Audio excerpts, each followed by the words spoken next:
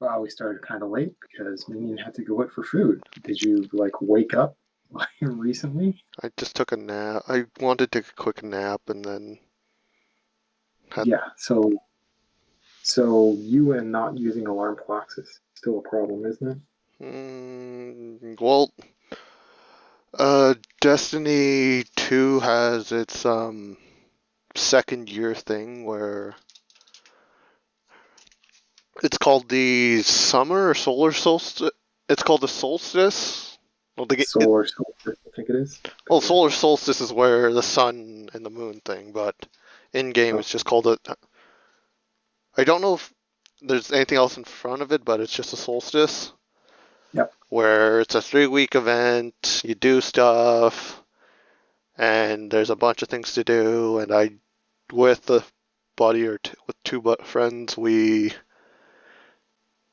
did a bunch of stuff on one character. We're essentially at the end, but the way to complete it opens up on Friday, and I just felt completely tired and out of it after finishing, and just. So sounds like an excuse, but I guess this is one of your major hobbies, so it's a valid one. I also wanted to complain about that particular game. I wanted to wait until like second segment, but there's nobody here, so we're not going to bore anybody right now. So everybody that's listening to this in the future, we get better. Honest, maybe skip ahead if you're not interested in Destiny 2. So yeah, Destiny 2. I also bumped into this event. It's not like I don't get any notification as to what's coming up, which maybe that's a problem. Maybe I need to sign up to some newsletter or something like that. Because it would have been nice to have like a couple of days notice. I know with Steam. So I've got Path of Exile on Steam. I don't actually. I'm not playing the game right now, um, but I still get like Steam pop-ups with when they have new community posts, whatever it is. So it's the curated posts by the game devs, and so that's kind of a way of knowing when things come up because they talk about stuff. I don't necessarily have to do anything other than read the titles of these things, but Destiny's got no equivalent.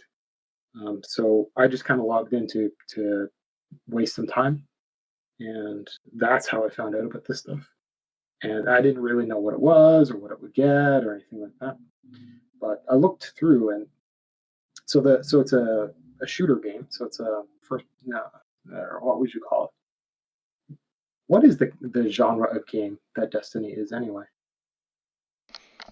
It's the first person shooter, I guess is what you'd It's a call it, first. I'd because say it's it's a not first exactly person MMO, but with that much of even MMO. them themselves, at some point, it was under different classifications. Like they didn't really explain it themselves. Yeah, okay. So it's kind there's multiplayer stuff in there where people's activities overlap and this kind of stuff. So it's kind of like open world ish. Um, anyhow, this event, I looked at it and it's based around the gear you put on. So in this particular event, you get a set of gear, and what you're expected to do is go out in the world and like shoot certain categories of stuff with certain categories of weapons, and so that in itself is not kind of awful. You just have to pay attention to what you're going after now rather than just like chasing anything and doing whatever you want. The event constrains you in certain ways for you. You're forced to pursue certain things. Hey Yeah, mister, how you doing? it's a grind. And so you can kind of pursue this stuff, but I look through all the requirements of all the different gear, all the different items you get, and one of them is PvP. And because one of them is PvP, I can't do that one, so I can't do any of it, so this event is useless for me. So it's a lot of hype to make me feel bad, because I'm not a PvP player, period. I don't do it at all. Not even with people, not even casually, not even not caring. I just do not do that. That's just not part of my gameplay experience. And so, unfortunately, although you can play this game and have a lot of fun and play with other people, player versus environment or player versus enemy, you can play PvE. There are certain things like this where there's just a little bit of PvP that's pushed in, and it's not optional in this case. So it's just a wall. And I would understand if this game had like a PvP set of like if you were to pursue things because you're that kind of player and you went PvP and you were accomplished in that, you would be rewarded in a way that's unique to that kind of player. I'm on board with that. I don't like the idea of excluding regular Care Bear players like me from participating in something shared. And I don't. I think they should. I don't think it was. Was it? Well, last Solstice was the same thing. Well, this one's a bit different, but Well, it's the same gear problem where you have to. I think you have to kill 20 opposing guardians and do X number of PvP matches or something. which character are you playing it on? Because I've got a hunter. Does it matter? Like, I'm not going to roll another character just if for this event. That would be kind of insane. okay, because there was a thing where it was a bit.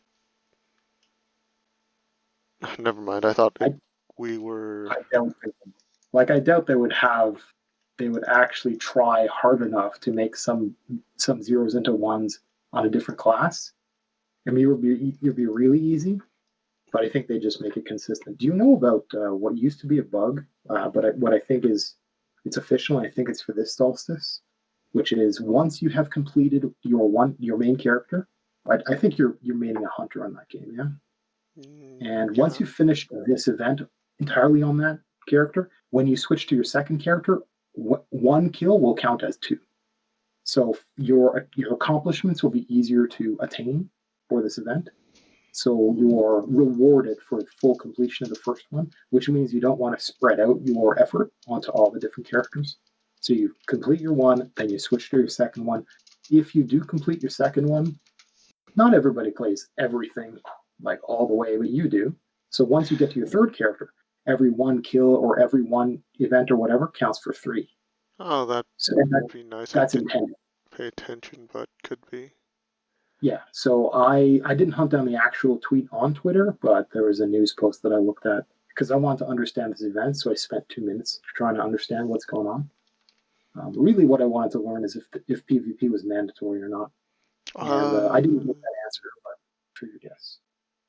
Well, I don't know about the first set. I haven't touched Hunter, but the second set, it's... Oh, never mind. Yeah, you do have to. Yeah, okay. So, I mean, I feel bad, but I mean, I don't feel that bad because it's not like I'm paying money for this game anymore because I feel salty about it, but paying money for it twice. Yeah, if you've got any ideas, Mr. Pop-Ups, we're fine. I've got a list of notes of stuff I want to talk about, but it's good to get this stuff out of the way. Actually, Mr. Pop-Ups, if you're... Wait, what? Mr. Wow, I'm just like... you want to just read out the list and see if that person finds anything interesting? I suppose. Okay, so let me get into something a little bit more interesting. So I did want to talk about sleep because you had some wacky sleep because of this game. That's why we started talking about this.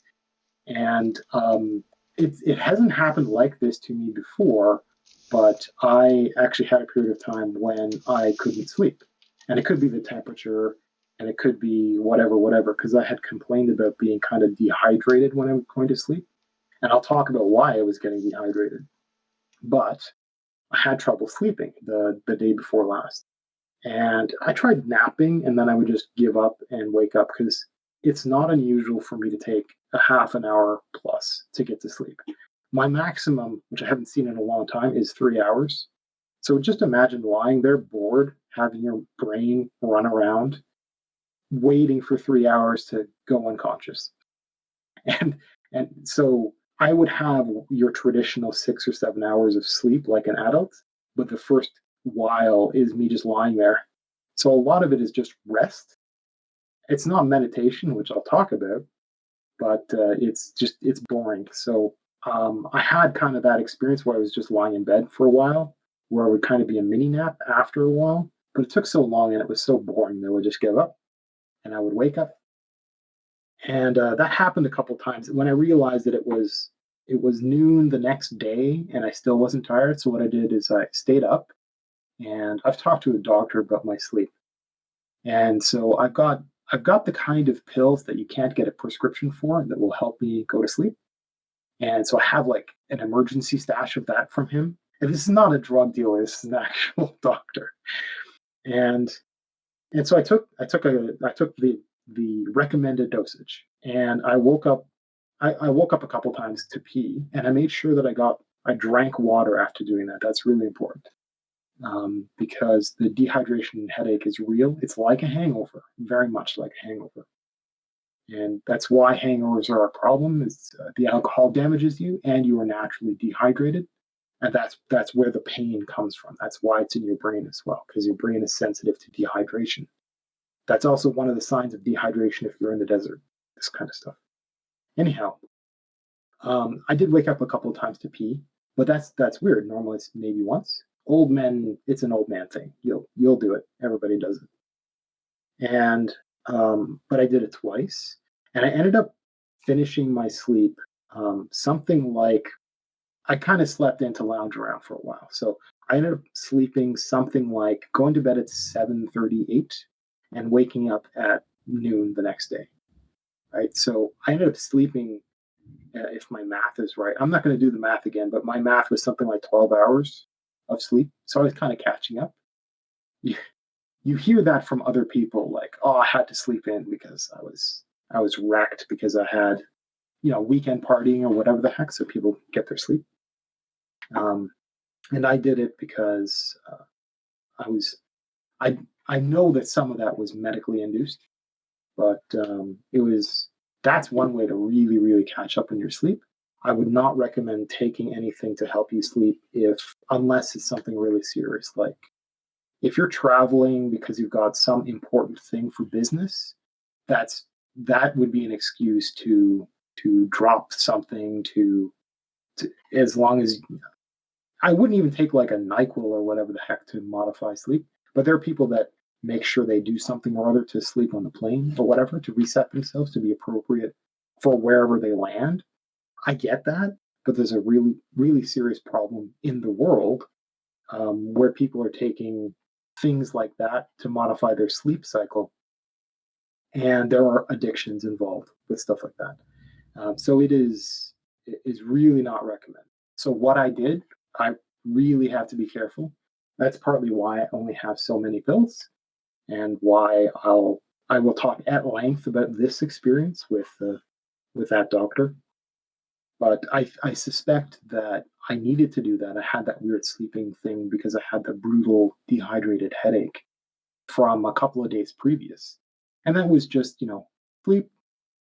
I don't know. I just woke up, and I woke up at about 12 or so. And so I'm not going to know if my sleeping is normal until tonight. I think it will be, as long as I maybe do a little bit of physical stuff. Maybe what I'll do is I'll go out and garden in the heat before it gets too late, and then come in and shower. Shower before bed, not immediately before, because you want to be really dry, because you don't want to be muggy when you're going into bed. But having a shower an hour or so, having some warm milk or something like that for the tryptophan that's in milk, once you heat it, um, and a shower like an hour or so before bed, really really helps sleep.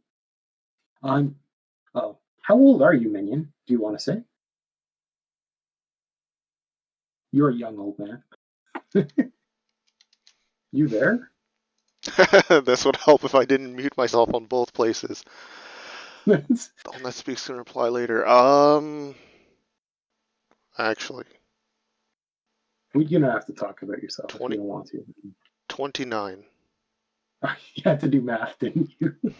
Well, it's the exact same thing I tell everybody. I don't bother No. to remember my age, and I know it's something Yeah, laughable and something kind of silly, but yeah, I know like, how that is. I mean, I gave up counting after the first few centuries, so yeah, old I'm person pretty here. old. Oh wow. Okay. Uh, but I Uh, think that's the an adult. You're You've been an 19, adult but for well, yes and no. People consider, depending where you are, if you're, I'm assuming in North America, Canada, 19 is the limit for there's the last limit for everything, while in the States, United States, it's to uh, drink alcohol, it's 21.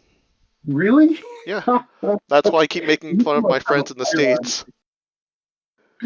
My God, that's so weird. 21 Coming to from drink the States. alcohol, but you can buy smokes and sign up and die for your nation at the age of 19. Well, if it's legal for you to gamble, right? You know that I think it's Russia is the drinking age is non-existent, or it's something really young, like 12. Well, I most would places not. in Europe it's 14. So this is one of the weird problems in life is we tend to tie the concept of adulthood to a legal limitation. Like we play pretend that a human being is capable of being giving informed consent for a vote at a certain age, which which is like that's supposed to be the maximum age where almost everybody is perfectly capable of being an informed voter. Oh, we know that's not true. And it's the same thing. We might give a person the ability to have a driver's license, although because it takes time, this is not true, at like 16 or whatever. But that doesn't mean that all people behind a wheel at that age will actually be competent slash safe. It's, and and the thing is, we can cite all of those basic rules. Like we can say age of consent, and we can say alcohol or tobacco or gambling or firearms or the vote, and we can call that adulthood, and that's fine. And that's objective at least. I more and more people in my jaded old generation are saying that adulthood is somewhere after post-secondary education. I'm pushing for 3 years after getting a career. Now, and that means that that's not actually possible right now. So there are going to be people who are 25 who technically aren't adults in that definition. Now, I call a person 18 years and 1 day for the hangover an adult. I'm fine with that. Like, but somewhere in me knows that that is a different sort of person than somebody who's recovered from university, somebody who is the despair of being in debt has finally started sinking in, and they start looking at the world a different way, where the fads of being a youthful, motivated, I'm going to change the world, when they finally realize that's a lie that's been fed to them, when they might be looking at a decent long-term relationship, like really for the first time, because university usually shatters all a person's previous relationships. Things are kind of short and experimental, which is fine. Maybe when a person starts thinking about having a family, which is like 25 is pretty late actually, and that's an arbitrary number. If a person goes from high school into a career, give them a few years to settle down, and they could be an adult in that sense by 21, something like that. And that's just because I maintain that our culture is a little bit I don't know how to put it. We are very we're very first world. We're very comforting. We're very freeing. There's a lot of choice. Not that civilization gives choices necessarily, but we have a lot of the difficulties of being a human kind of pulled away. We've been successful as a civilization. And one of the main metrics of success would be eliminating concepts like poverty or hunger or homelessness or what, and we're spectacular at it. We're maybe a little bit guilty because we're not doing it well enough, because we should have zero homeless. Like, for even if a person chooses to be homeless, there should be some category where that person is allowed to say, I choose. There should be no like crazy people who are homeless because of that. There should be no poverty. Like, we don't have any of those. We're not pushing for that. It's just accidental that we're so successful that these things are minimized compared to what we used to have without this system. So when people say, "Oh, throw it all away," we should try this. It's like, yeah, well, we've had kings before. Installing a new one's not going to help. I mean, Canada had a queen back in. Actually, I'm pretty sure Canada has never had a queen. And No, we were just I'm not going to vassals or linger on subjects, I think it was. so just to I'm not going to linger on politics because that's not what we're about, because that can get a little edgy and that can get a little upsetting. But I'm going to talk about early Canadian history. I want to talk about the concept of adulthood now, because No. I'm not actually seeing. Oh, here we go. So, okay, I'll switch to your stuff for a sec. So, Mr. Pop-Up says the concept of adulthood depend of a lot of parameter. When they was night, a 15 years old person was considered as an adult because they was dying sooner between 20 and 40 years old. Yeah, okay, well, uh, if a person is subject to conscription, then the age of conscription, I would absolutely call that person an adult. If you got a country where it is possible to pull a person who's 12 into the military, whether or not that's done, you declare that person, you give that person a vote as a start. That's where the vote came from for the United States, and that is where the vote came from for Canada too. In World War One, we had conscription, and that was, and we did it. We did it. It happened. Canada participated in World War One, even though that was in Europe. And when World War Two came around, the government went, ooh, and there was such a very serious problem because Canada itself, there are laws in place that require us to go to war if Britain goes to war. That's how Canada entered into World War Two. We didn't do it by choice. That'd be nice, like we would have, right? But we were forced to the day of. And there was a problem of us declaring, like doing that, of pulling people by force into the military. And we ended up not doing it, but it was a very serious. Um, it wasn't debated. There wasn't, but it was a serious political stress where people were like, "Well, we kind of can't. Like, let's hope we don't have to do that because if Japan successfully attacked the United States and devastated their west coast, which was very close to happening, and they came for Canada, and Canada had to do conscription, there would be some serious civil problems for that. So thankfully, it didn't come to that. So I mean that's absolutely an age of consent, and not very many Canadians speak French, by the way. So yeah, so calling somebody, be, yeah, if you're gonna die for other people, really, which is dying for your country, calling somebody an adult is the least you can do.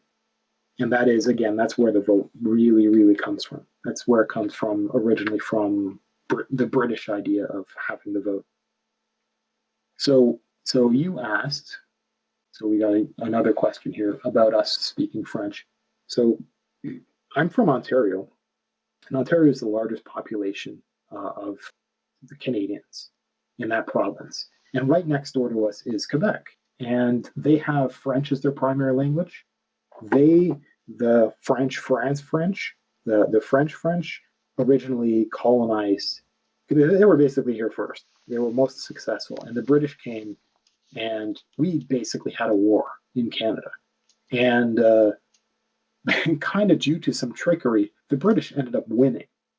But the problem was, quote unquote problem, was British weren't the largest population in Canada. So this is pre-Canada. And so there was the problem of the victors in that conflict were the minority, and they had a lot of power over a majority. So the compromise was the French were allowed to be French and to have their own space, but they weren't to be a country. They weren't to be a French colony. They were to be their own people, but as subjects under British rule. And the British had a lot of experience with imperialism, very, very successful at it. And the British, for various reasons in various places, chose to withdraw its colonizing, uh, basically setting up strong relations with those places, but not under the duress of having colonies. So they pulled out of India, out of Australia, New Zealand, they pulled out of Canada, and this was. It sounds really weird, but all of those countries ended up forming their own relations with one another. So we're actually part of a. Oh man, I can't remember the name of it, but Canada's on exceptionally friendly terms with the former colonies because of this previous relationship. Anyhow, So with Quebec, we kind of left them as is, and they metastasized their own rules for maintaining their culture going forward. So they were and are still very, very concerned about staying French. Now they are different from France French by Yeah, a they lot. get shunned by France French. Well, that's the thing. Now have nuances in their language that have separated. So we can say things like Spanish, but Spanish Spain is different from Spanish Mexico is different from the Spanish in Brazil. Like Spanish Brazil is so different that it actually has its own language code in so in the ISO in the standards of recognizing languages. It is that different. Um, there might be mutual intelligibility, like so. Quebecois is not a language. We would call it French.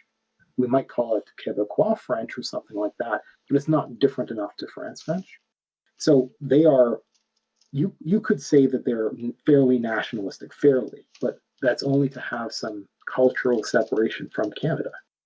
So the British had no opportunity to just like kick those people out of the territory they were taking, or commit genocide because that was really kind of not possible, not feasible.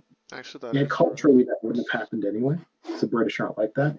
And there was no real ability for the British to just like take over so well as to educate the next generations into being British as opposed to being French.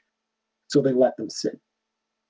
Now, the relationship grew cordial enough that it was an official second language. It was recognized as one. So the government has all of its documentation and communication is always available in English and French.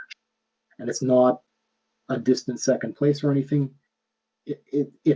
There will be recorded messages and stuff, and it'll be English first and then French second. It's not anything weird. So I ended up being taught French in school, like a lot of people.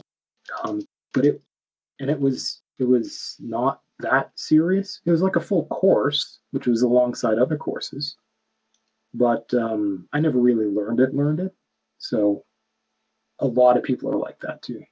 Oh, Brazilian is Portuguese. Oh, I'm so sorry. You are right.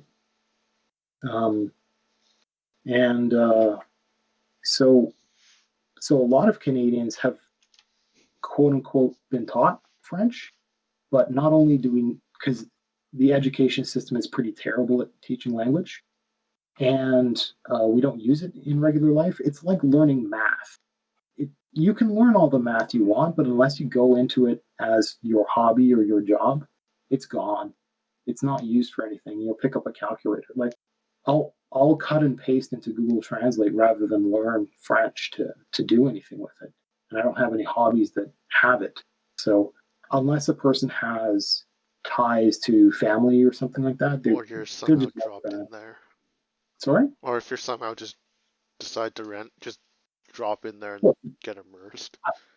I mean, to be fair, French girls are hot, so there is a All girls are control. hot. I went to Quebec for a while when I was, I can't even remember, but it was with classmates, and like my heart still hurts, man. I swear. It depends where you go. Like wherever you go, if Okay. you find the place attractive, then you Oh, find the place attractive. it's yeah. Well, that's the thing. I mean, that's kind of the nature of women is they are attractive to men.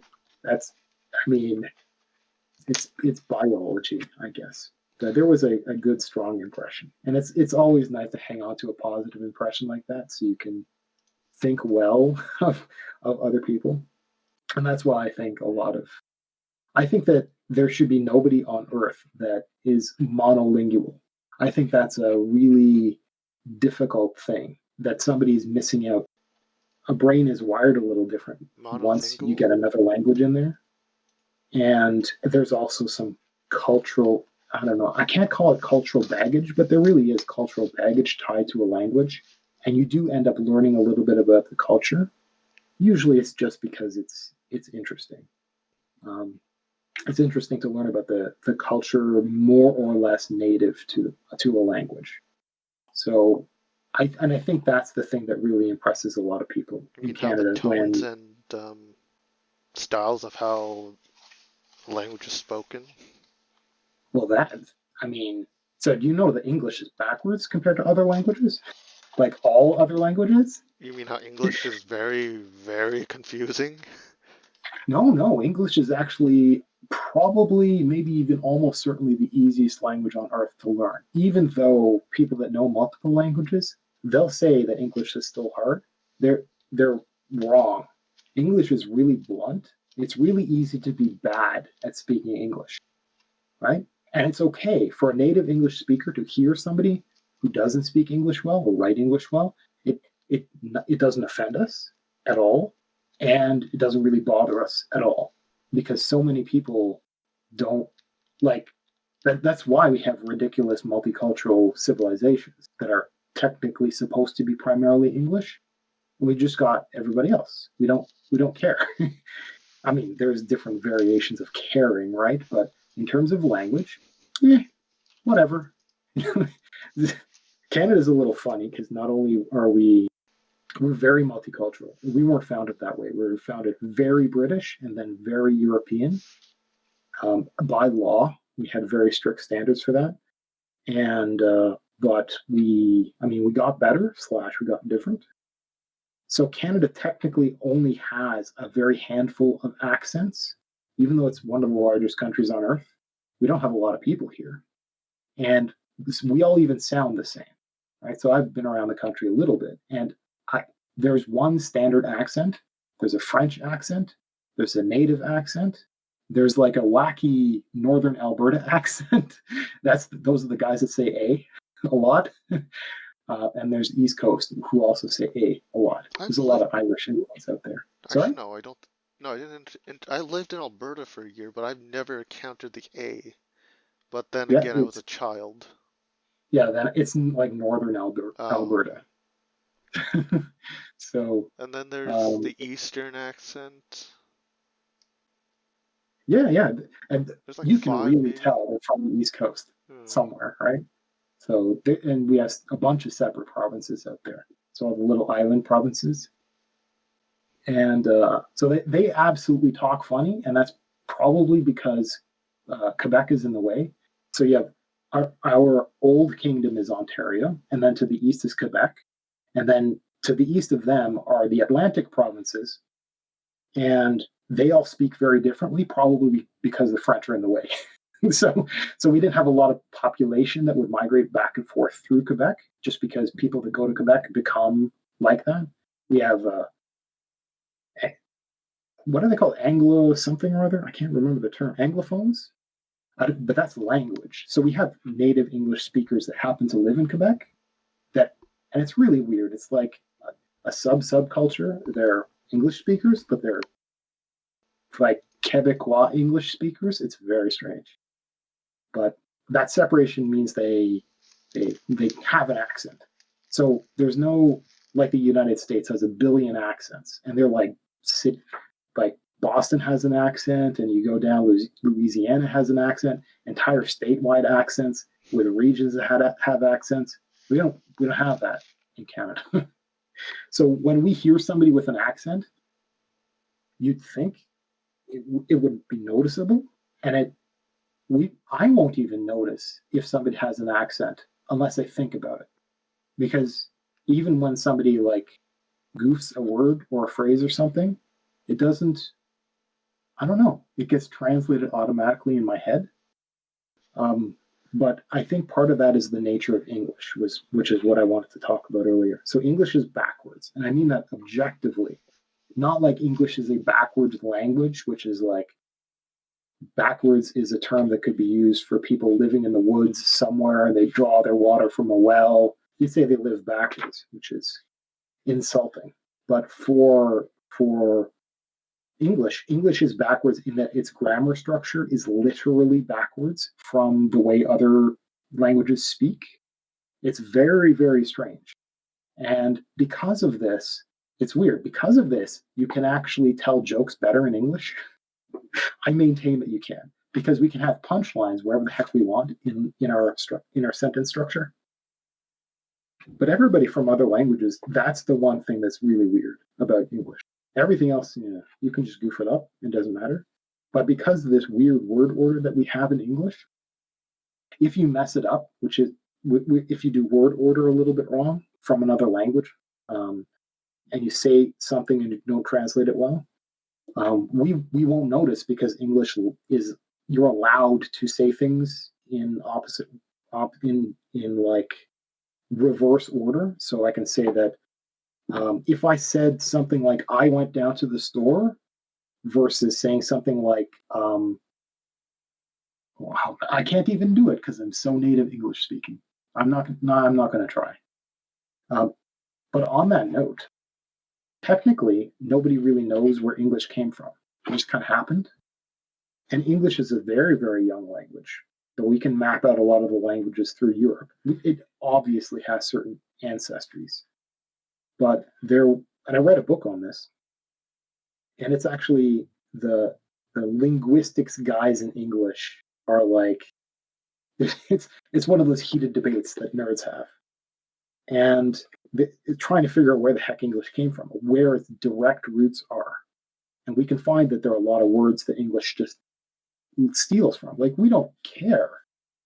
We have Latin, like literally cut and paste Latin in our language. We have, because it's in our legal language for sure. We have Old Greek still, including a lot of stuff through Romans. We got references to, we got stuff that we'll steal from German, because German is a really good language of conveying an idea or a phrase right out into a word. It's messed up. I'd have to look it up. German has a word that translates to English as I know you're right, but you're still a jerk. They have a word for that. So and if I were to learn that word, I would just use that like everything else. And we got a couple that are kind of picking up that we're kind of picking up on. That's the thing that I love about English. And that's maybe what English as a second language learners will probably hate the most, is because we keep doing that. Iceland has issues with language, and there's some people that are really, really angry about stealing words for concepts that didn't exist in early Icelandic language formation. So things like internet, they would have to make a word that sounds very Icelandic to have that if they want to maintain a reasonably consistent language. They care about that because they've got like 250,000 citizens, like natives. And but English don't care at all. The citizens do not care. The users do not care, and we love stealing words. And the backwards English language, I lost my train of thought, but the backwards English language thing, it is only known to exist in like one certainly now dead Viking type language. And so the best working theory of how English formed was the breed of Vikings that went rampaging across Western Europe was just completely uncontested. They were superior to absolutely anything that they met, anything. And they ended up walking through everybody everywhere. And at some point they vanished, right? So that doesn't happen. So what must have happened is they conquered a region and decided that these have pretty women and good food, and they stayed. But when you have, so they slaughtered all the men, because that's what you do. So they won the wars, and they went in, they settled, and they had wives or their equivalent who didn't know their language, and vice versa.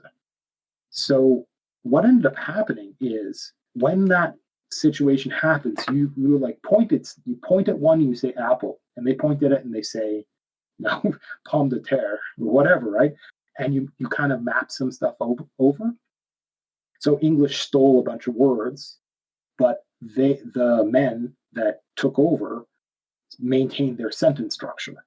And so that's what this one author of this one book was saying, is that the sentence structure from that Viking, which is the only known language that has that sentence structure, came over and maintained the sentence structure but stole all the words until it was until their language went extinct because their people did, but that sentence structure stayed with the language of the entire region because they basically, and then English was born. And the other thing that's interesting about English is English has a written form that is the same as the spoken form, more or less. We're changing now. And that's actually kind of new. That's kind of weird because other countries kind of have a formalized, strange written form. And they might even have like a different, like a really loose written form and a really legalese written form. And English just has this, like, if you write the same way you speak, that's fine. And we're slowly migrating out into a more formal kind of writing and a less formal. And I write in my spare time, and I write in a very nobody will notice it because of the weird thing about English being you can speak an accent, right? I can write a certain way and people won't notice it. Hey, anybody who's going back through this old stuff, if I ever get famous, this is one of the reasons why I write a certain way. I actually write in spoken English for various reasons, and most people will never notice that. And it's one of the things that helps me have a consistent style in my writing. So it's something that's uniquely me. At any rate, so that was diverging completely, which I'm glad we have somebody here to help us. Oh, we should have our YouTube channel posted somewhere so you can see the old episodes. So why don't we talk about, okay, so I actually got sent this as a message episodes ago, but I totally forgot to bring it up more than once, so I'm so sorry. And the question was, how do you meditate? And that's, Minion, I know you don't meditate at all. It's kind of funny. But, I tried once. You tried what? I tried that one day, and then I tried for 5 minutes, and then got affected by the temperature around me. Okay. So I sat there for maybe, I want to say it could be 5 minutes, but it might have been shorter. I just sat there, turned my brain off, tried to, didn't work, so I just gave up and took a nap. Yeah. It's that sounds about right for you for any task. It's like, yeah, I tried doing this for 5 minutes. Yeah. That sounds like you.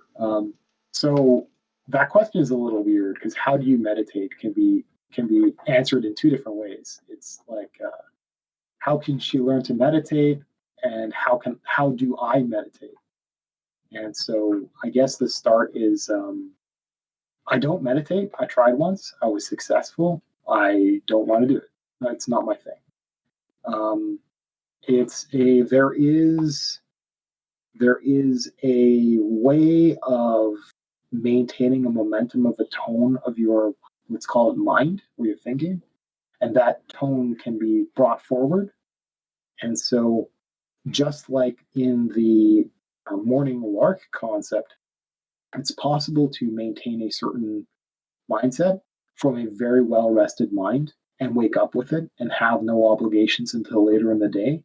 And that mood from sleeping, that well recovered and now unworried mind, can be maintained through the morning until your obligations start hitting you. So you have an hour before going to work, right? So you don't feel you have a second alarm clock, and you don't feel the oppression of getting to work for an hour. And so you have a bit more time for your rested mind. And it's possible to take that mindset and carry it forward into, let's say, work or through stress. And if it's possible to carry that forward, you just practice every single day, because every single day that you're a morning lark is yet one more opportunity to experience that and to try. You kind of try by not trying to keep that. So I don't sit as such and try, because there are meditative practices where you're like visualizing a lotus blossom or something like this, and you're sitting a certain way, and your hands are folded, but your thumbs are touching one another, are leaning against one another, and if you start dozing off, your thumbs will slip, and that will wake you up, or that will snap you out of the near unconsciousness. and just pause and you try again. That's why you'll see monks in a certain position. That's why they do it. And there are practices, and I would recommend other people try it and try to take it seriously. I think the equivalent that I have is when I get up in the morning, I don't get out of bed right away. And a lot of people are like that. They might have an alarm and you hit the snooze, right? That's one way. And some people, so being a morning lark, I don't even have to have an alarm clock to wake up. I just make sure that I go to bed early enough. I'll have an alarm clock for my obligation because I don't miss those. But I will, if you've got like 9 hours, you're probably not going to be asleep for 9 hours. So when I kind of wake up, when I come to consciousness, I don't wake up and get out of bed right away. I'll sit there like cross-legged and it doesn't matter. You can pull up your sheets and have them like a robe and something like that and just be like a child about it. But you just sit in bed and don't get out of bed. And that gives you a moment to like recover from being asleep. That lets you kind of like, it's a weird intermediate stage before getting up and being a person again. And if you just sit there and let yourself dry off a little bit, because you tend to be a little sweaty. I mean, I certainly am, but a lot of people have just, you perspire all the time, a little bit, right? Just a tiny bit. And you do that in bed, but it can't go anywhere. So your sheet with that environment gets kind of muggy, and you get kind of muggy. But so you can get out of bed and just sit there for a while and until you kind of dry off of it, and then maybe you go have a shower right away. Maybe you do other stuff. If you're a morning lark, you get lots of choices. So I will often sit in bed for a while, as opposed to lying in bed for a while before you're like, oh, I guess I have to be an adult. Like you could. So I sit for a while and then I'll get up. So that would be the closest to meditation. And that's something that I would recommend. It's a zero effort thing. What happens to your brain happens to your brain. I don't really care. That sitting in bed is the moment that I would suggest for doing the review of a journal, which is something I've talked personally about in my own YouTube channels, which I'll probably repeat here at some point. But if you make a journal every day, that when you first wake up, that's an interesting opportunity for you to read yesterday and last week and last month, if you keep your journal for long enough. And that's an interesting way of having your past selves motivate you to help get you up, kick you out, tell you what you should be doing today. Like what are the accomplishments that you made yesterday that you can build on today? And so it's a pretty straightforward bit of self-motivation to do that. So that's what I would suggest for somebody else to pursue.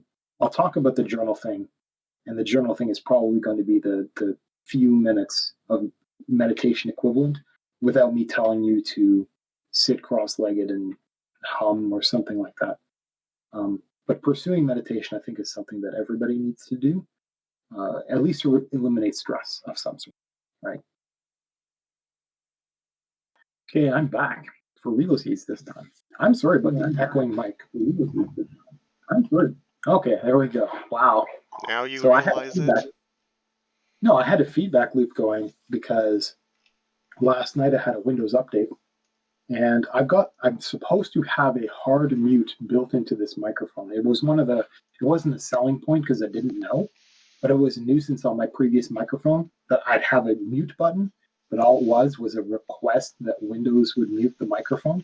It didn't actually mute the microphone. And so I was impressed by this one. It's a later generation from the same brand. And I was impressed by this one because I could mute it, and Windows didn't know. Windows just stopped seeing audio from the device. So I liked that. But now apparently I don't know what's going on, but the mute button no longer works. So it may be a Discord thing somehow. So maybe the internal software, whatever the heck, for Windows is honoring that button better, and I just maybe thought wrong.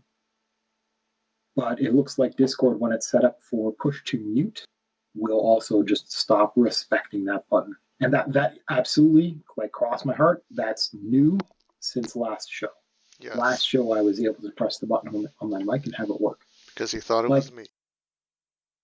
Well, And it's not. I mean, nowadays I thought it was muted, but it's not. Last time it really for realsies was, because I mean I've checked my sound control panel and all this kind of stuff. I'm not incompetent anymore. I just don't really care, but I still do look into these things. At any rate, I guess while I'm on the topic of the mic, last night, and maybe it's related, but last night I was playing a video game, and like, you party randomly with other people in games, and if you got the option of making somebody, so this is Heroes of the Storm. It's a HOTS type game. It's a MOBA, and it has a feature. Well, what it does is it will give you a bonus, an experience bonus for playing if you play with friends. So what the culture of the game is when you join a random party, it's assembled for you when you're about to play a game. When you're done, what I do is I just re-invite the people that I played with earlier. And if I do, we'll friend each other just because. Not because we're friends, just because we all get a bonus. So it happens very frequently. And there's like an X number of limit of the number of people you can friend. So, I mean, often there's a bit of a culture of, if you haven't been on for long enough and this kind of stuff, you get pulled, get removed. But we have this way of just making friends really easily. And I collect people who talk. And so I'll flag them as being somebody who talks. So I gather groups, and I'm well enough known that they will try to get into a group with me and stuff. And so we all talk.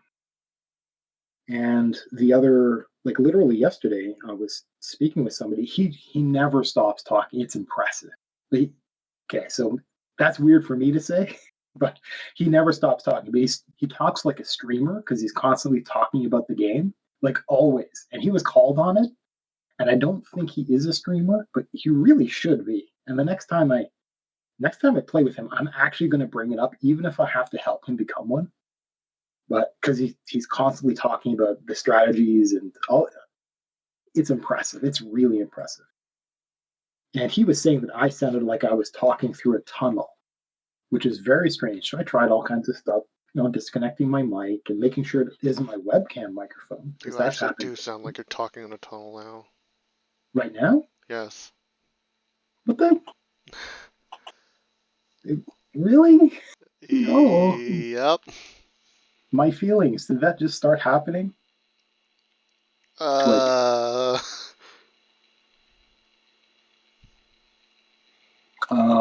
You want to disconnect from Discord and try again? I don't think that'll help. I do, because Discord often has these weird kinds of issues. Okay, I guess we can try it. I do sound like I'm in a little bit of a tunnel. I don't know what to do. We're not supposed to be troubleshooting in the middle of the stream. That's rather weird. It literally just started happening? More or less. Okay, that doesn't help me. So that's a yes. Okay, so I don't know what I can do that's any different. I mean, I'll like close all my other applications, and oops, maybe this will help. Let's try this. You make my computer not think so hard. Close all my other applications that might be eating bandwidth. Okay. Now it should be a lot nicer. And we're gonna continue, even though it might sound not as good as I ought to. The content of my character will still be good. So he thinks. Okay, well, we'll have to troubleshoot this a little bit better in the future, but let's press on because I got more stuff I should be talking about. So Heroes of the Storm cursed me, apparently.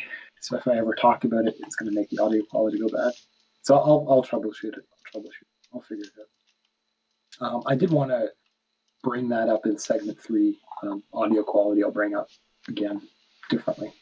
So I had talked about in the previous couple of shows about my brand new phone, and I don't want to sound like a 14-year-old doing room tours and shopping hauls, like birthday hauls or anything like that. Not any kind of this outfit of the week thing. But so I don't really need to rag on about my phone as, oh, hey, look at me, I got a phone, because it's really not that aggressive. But I am going through apps and stuff like that. So I think that it's useful to talk about because phones are unfortunately a part of our lives now. So I've been playing with this, and what I mentioned last show was the problem of Bluetooth, and that most of the problems in computing are software now; they're not hardware, and that is still true. I'm not going to argue against that. So I had talked about how Bluetooth had a lag for speaking, and I'm not the only one that's talked about this, and other people have complained about this in the past. People that are experts have brought this up as a to highlight the problem, and that is that it's a software problem that causes this lag. It's inefficient software. I got a new headset that came in, and it came in early because Amazon loves me, which is annoying because I can't plan for it because I don't like that because I don't like people knocking on my door when I'm not expecting someone. See last show, but I was playing with these headphones. Sorry? You got package. Yeah, I mean that's at least a pleasant way to get interrupted. But imagine the days that I'm trying to sleep in or something like that, or I'm trying to have a nap. When I do get a package, that's especially annoying. But yeah, okay, it's fine. So I got this package. I like it. Great. So I tried these headphones out, and I confirmed that I do not have the lip syncing problem from Bluetooth lag, and that's wonderful. But I wasn't sure if that was my new headset, my new phone, or Android. So what I did is I ran a test, and I guess I could run one more test with my old phone. But my new headphones have no lag, so there's no lip syncing. And I checked with my old Bluetooth headphones, and they also do not have a lag. So I know it's not the hardware in the headset. I could try with my old phone and new headphones, and if they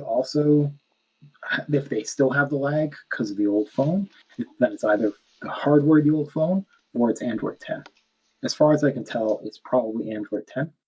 What I might do is I might pass these off to Minion or to some friend and ask them to do a lip sync test and see if the headset is just good, right, and try to figure out where this is coming from.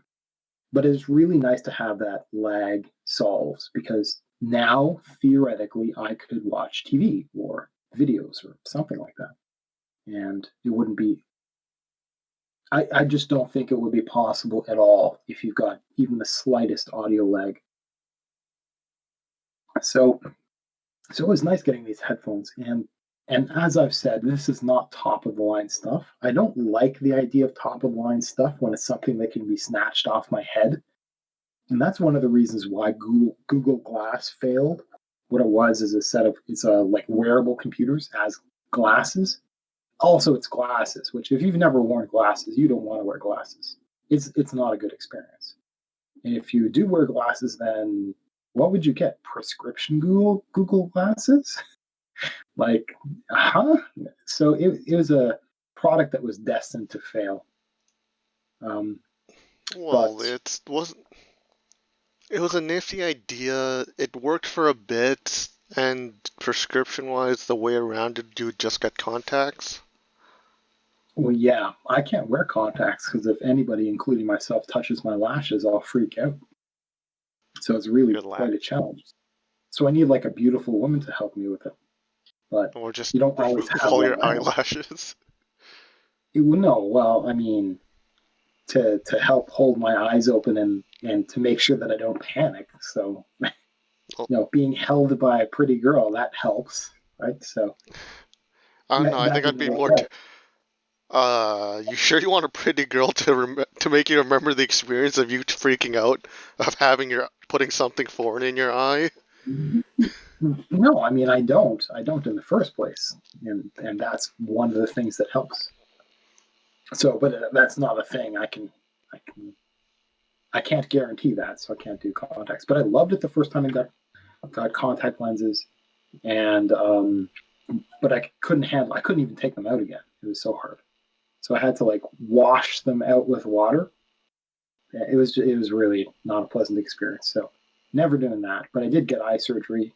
It wore off, but I liked that. So yeah, not that I really want to talk about my eyes. I don't mind doing that.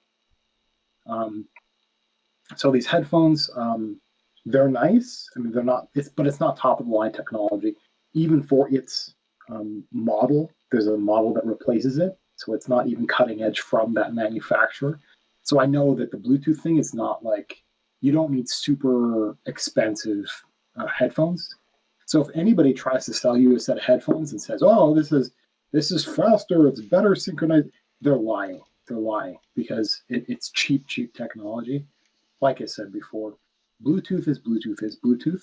The technology, the hardware is good. It is solid. It is very good stuff. If you want the quality difference, if you want to think in terms of hardware, you're thinking in terms of how big a liar they are for range or for how it deals with interference. I can wear these headphones and I can have the microwave running. So that is a hardware thing. That is solid hardware. So I do have that. So I know they're better. But software wise is what's dealing with the lip syncing problem, I believe. But I said I didn't like the idea. I wouldn't want to make these top of the line because I don't like the idea of something being snatched. It's not really a thing. It's not really a thing in Canada. But and that's why I think Google Glass didn't really pick up, because if it's $1,000 thing that can be taken off your face real quick, then it's not going to be popular right. So headphones, these actually have a band that connects the left and right, which some part of me, like, I didn't want that. I do want to have two separate floating buds in my head, but these actually have over the ear little hooks, which I really like. So that was why I sent back a previous pair. These things will always fall out of your head because they never fit just right, and they never fit just right when you're moving around in different ways. So they always picture a jogger running with these headphones, but realistically speaking, that's just not. It doesn't work because you're constantly poking at them to get them back in there, and you can get new, like what I had with a previous set of headphones is flanges. So you know how an arrowhead has the shaft and the little spikes coming back? And so it's shaped like that, and that's what goes into your ear, but it's got multiple of those little spikes coming back. So it's got so traditionally what you have is you'd have a shaft with a little rubber. I could show this better than I can explain it. So like a thin, flexible rubber half circle on top of that post, and that's what gets put into your ear. It's like that, only it has three of them, and they're all slightly different, slightly smaller sizes. So it goes into your ear. So it's like every size of these headphones all put together. So it will fit into your ear the best way it can. And they can come in multiple sizes. But so that is what I would like, but I can't get more. I've got some that I ordered, but not for this. They're from my old headphones that I don't have anymore. And I'd love, but they wouldn't fit on this particular set of headphones because the posts are too wide, which is a little unfortunate. But so these fit, but these fit only because they have the over the ear hook. So they'll actually be very comfortable. The nuisance was discovering, okay, I'm making, I hate a lot of people because maybe I'm just sensitive, but I can't stand bass at all. It's awful. But enough people do like it that they start selling these headphones with like extra bass boost, stuff like that.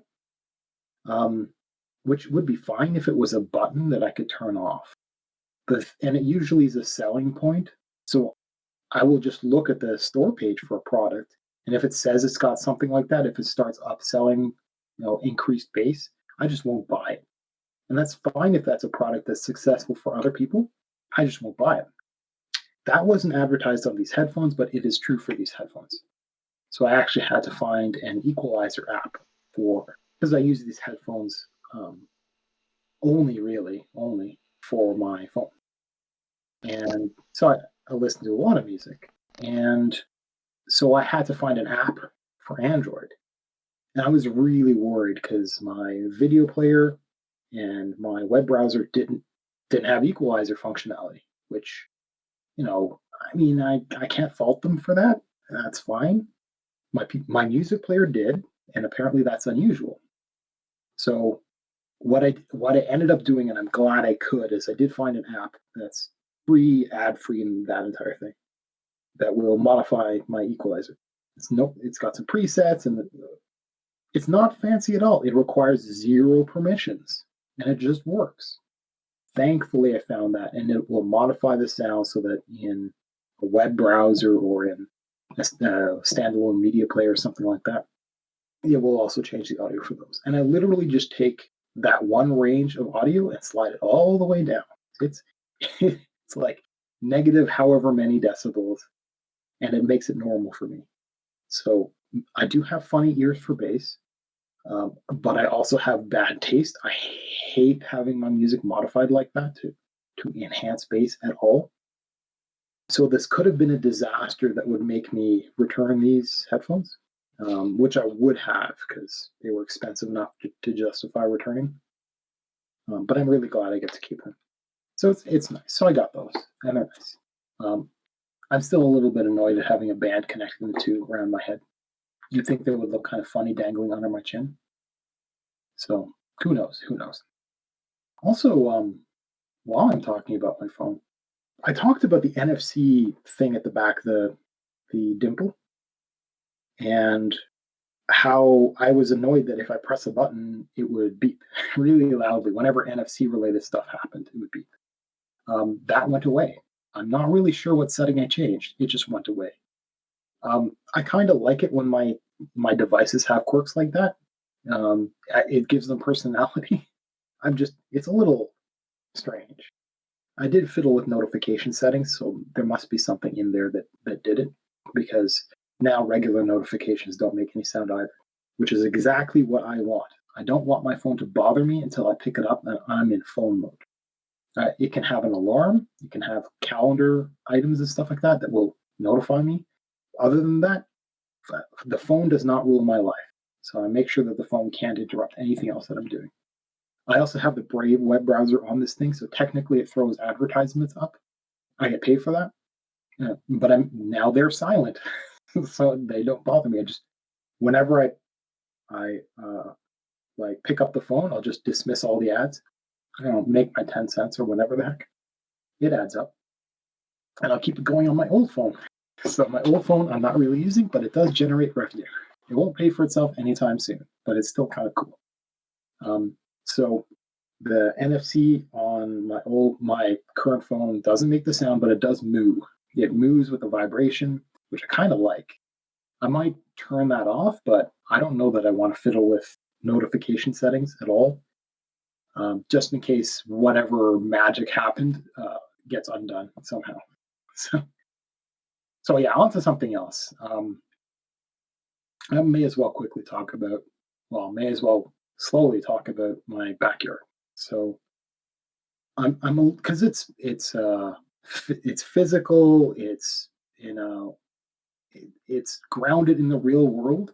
So it's personal information technically. So I'm not really. So that's the side of things that makes me nervous about starting a backyard, a gardening type series. So I might have to just audit the area and make sure and think about what stuff is kind of anonymous and just keep it that way. So, and I don't mind talking about myself, just not my location. So my backyard, it needs a little bit of junk removal done because my neighbor's got some junk in the yard that I want to get removed. And I don't want to have to call the city for it. So when that gets done, I think I can start filming. But I suppose I won't film across the street with the house numbers and stuff, and I won't film anywhere where there's like a parking. Their driveway's connected to the to the yard, so I need to make sure I'm not filming the license plates or even the cars at all. That's really inconvenient. It'd be nice to get all the cars removed that are nearby, but what can you do? That's what they do for movies. That's not what they do for backyard videos for YouTube. So I want to start that stuff now that I can figure out how to use this phone for filming. I'll probably regret not having enough storage space either on the phone or on my computer.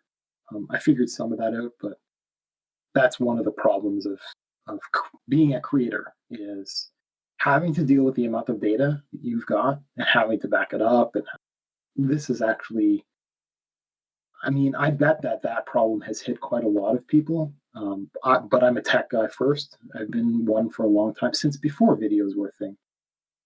And so I think about these things first. So that'll be that'll be annoying eventually. But maybe it's good that I need to wait for the junk removal, because I'm thinking about picking up a gimbal. A gimbal is a device made for stabilizing a video camera. Now, stabilization it's built into some of the fancier phones now. Usually, what's built into the software. And so the thing is, building it into the software, what has to happen is, so imagine that instead of the video filming everything literally, like as is, so you can imagine it filming a box, a rectangle. Please don't film vertically. So if you imagine filming horizontally, you've got a rectangle that you're filming. And if you move your camera, if you turn your camera by accident, because your hand isn't perfect, right? First, if you want to make a stable shot with a camera, right, with a video camera, let's say, and you want to keep it stable, what you do is you put it up against an object. You put your arm up against an object, or you put the phone up against an object, or against a block, like a wooden block or something like that. And the fact that you can put pressure like horizontally towards an object and not have to hold it with the weight of your hand's not going to have that natural shake. So you can actually film static with a static position for your camera by placing it up against a tree, a fence, another person, like something that is a little more reliable than your shaky hand. But if you don't have that, and you don't want to do software-wise kind of crops in that rectangle, and it deals with the rotation, the little hesitation of your camera by noticing the scene and by cropping and rotating the scene as it happens. And so what it does is it just crops out because if you take your rectangle and you wiggle it around, it's really dumb because you have this wiggling rectangle. So what it does is it chops everything in further, so you can't see the little wiggling corners. So it kind of zooms in a little bit, and it kind of sacrifices quality because of that. But if you don't want to do that, you can do what movies have done, which is you have a physical device, and that physical device can see rotation, and it floats the objects that it's carrying. So hand cams, and there are these like body cam rigs where a person, like the filmer, will move as a human with a device strapped to them with the camera equipment in there. And they have used, it's a little different now, but they use big heavy stuff. That's usually why it's on wheels. It's on a physical thing, or it'll be on tracks or something like that. Now they can have on-person mounted camera equipment, but that camera equipment has to stabilize for that movement, and it's a big problem. This was kind of like a shock mount that I probably messed with when I mounted my desk just now. So it's kind of like a shock mount that'll deal with the movement of a camera. And you can get a selfie gimbal, and the selfie gimbal, it can't be as good as the professional rigged kinds. They're big and heavy, but it's a selfie stick where if you, it will know if you tilt the camera. It's not like it has active sensors like active noise removal.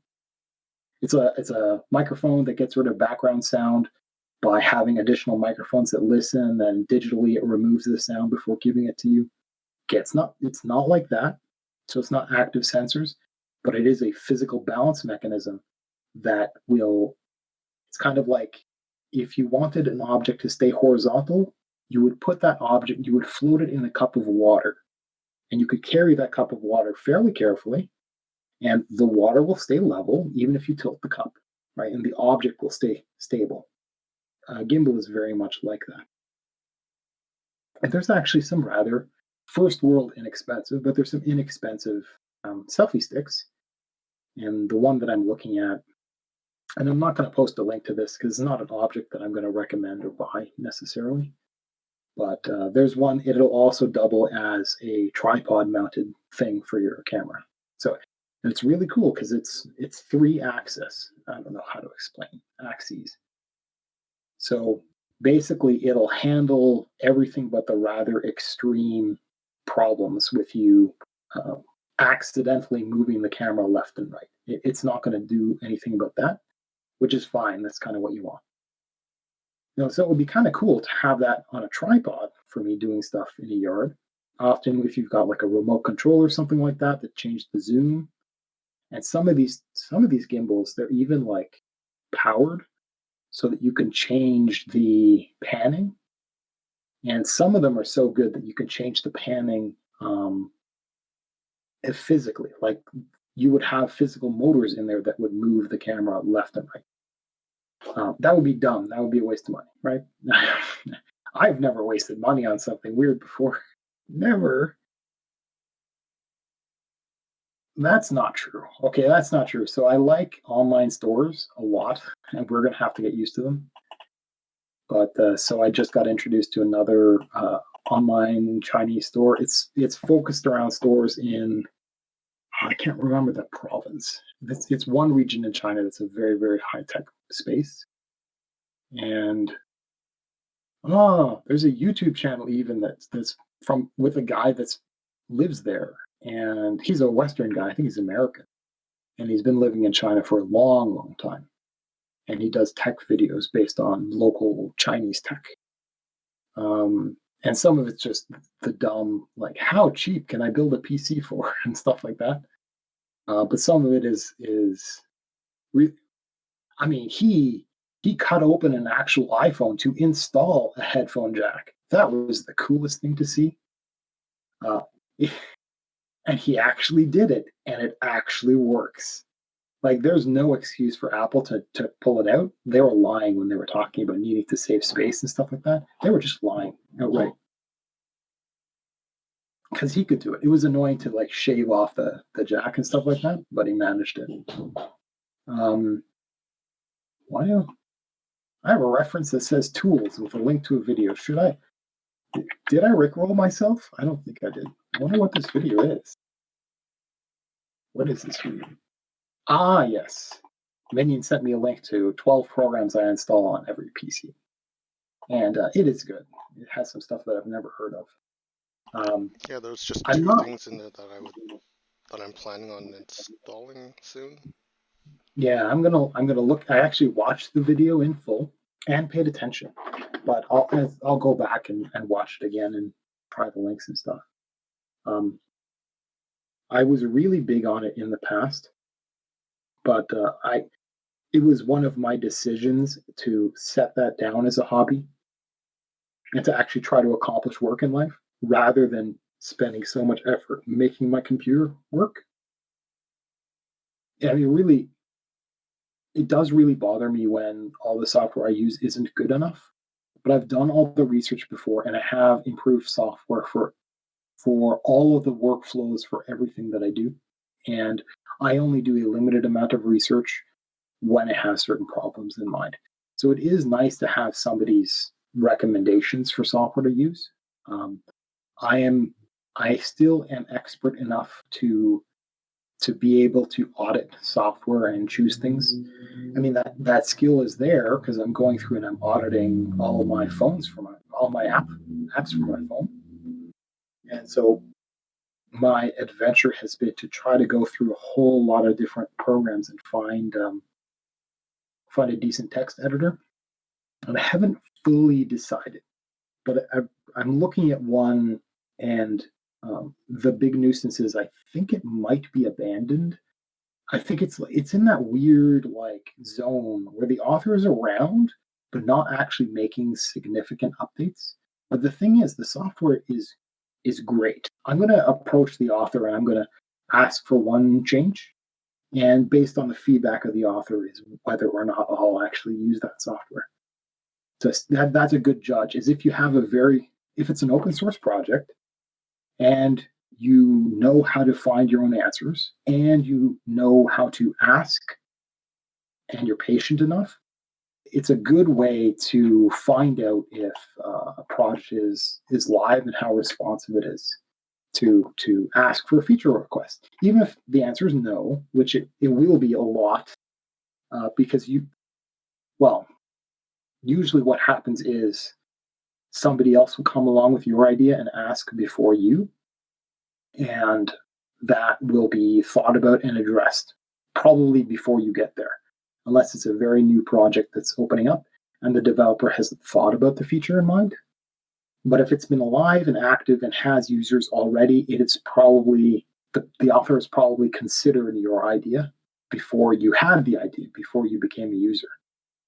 And so I'll have to look through and see if somebody else made my suggestion or what. And based on that, I might use it. What's interesting about this program is it's really blunt, and what I think I'll do is I'll leverage its recent files feature to be able to act like a tabbed editor, basically with that. I might see what the author thinks about being more explicit about that, like having the user be able to build a list of files to go through, to tab through. Yes, minion. I still want to have multiple files that I can refer to easily. But the other I'm looking at, which I didn't quite think about, is I think it's called Markor, and it has a feature that lets you open up additional text files, but you can choose to open them up as different windows. So they appear just like having different applications. I didn't know that was possible at all. I didn't think Android allowed that, but apparently this program figured out how to do it.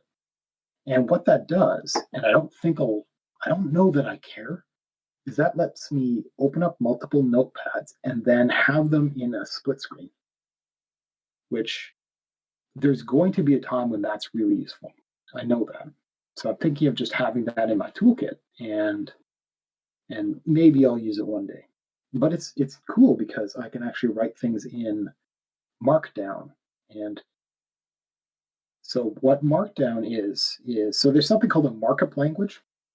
And what a markup language is, it's a gateway, it's a translator between something that looks like English and fancier text. What we would do pre-internet is you'd have what you see is what you get WYSIWYG editor, and you'd be able to like Control U to underline and Control I to italicize. And you can interact with things that way. But there was a time in the early internet where nobody really, like, the software was immature again somehow. It was a little dumb. And so editors like that didn't exist. So you'd have text for describing stuff so that you could make something that rendered into something pretty through the internet. And so you have stuff like HTML. So if you usually it's something like Control U to open up the source for your browser, and you'll see the gobbledygook that developers will understand. Now that gobbledygook is way more complicated now than it used to be in like the early 2000s. But there's this problem of how do you transform text into web pages? And a markup language acts like a gateway. What it does is it's a more English simplified version of stuff so that a regular person can write things that look like documents. And it's an engine that can translate that into HTML or into whatever web viewable stuff. And so Markor allows HTML. It will create something in one of the markup languages called Markdown. And there are things have settled, but anybody could make their own little thing like this, where like maybe your bullet pointed list would start with an asterisk. Markdown uses a dash, or a hyphen. So dash actually means something else if you're a writer. So it'll use hyphens on your keyboard, right? So you do hyphen, list, enter, hyphen, list, enter. And so it looks like a list in English. And it would translate to a UL, an unordered list in HTML with LI tags for everything. So it would, and that's what gets rendered into a bulleted list with whatever graphical settings your browser uses. Anyhow, enough of the nerding out. So yeah,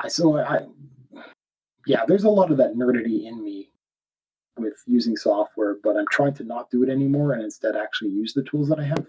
I try to optimize things in my 20% time, but I am trying to use more of my 80% time for actually getting stuff done. So Minion, have you been building playlists for a separate playlist? So maintaining two playlists, one for just shows and one for just clips. Have you been doing that? No, I haven't. These past Okay. 2 days I've just been grinding out on the thing. Okay. So that you've got a to-do list. I am kind of writing this stuff down, but that's something definitely to do. And a third playlist, which can be public, it's fine, and it can even be a playlist, but it doesn't have to be. You don't have to have it as YouTube videos, but you could download locally and have it presented like that. I don't know how you have OBS know about this stuff, right? So you figure it out. But some playlists feature of having free to use or licensed to use music for breaks, to have music going for breaks. And that scene switcher can also switch off of Discord. So it forces a mute on my microphone, for example. So that would solve my new problem. So it would switch scenes into one that has the timer, the countdown, and one that does not include Discord in our case, or whatever other thing we might switch to in the future. And so that would automatically mute that music source. So I think that would help with that problem. Related to that, where's my brain? So there was something related to that. Oh yeah.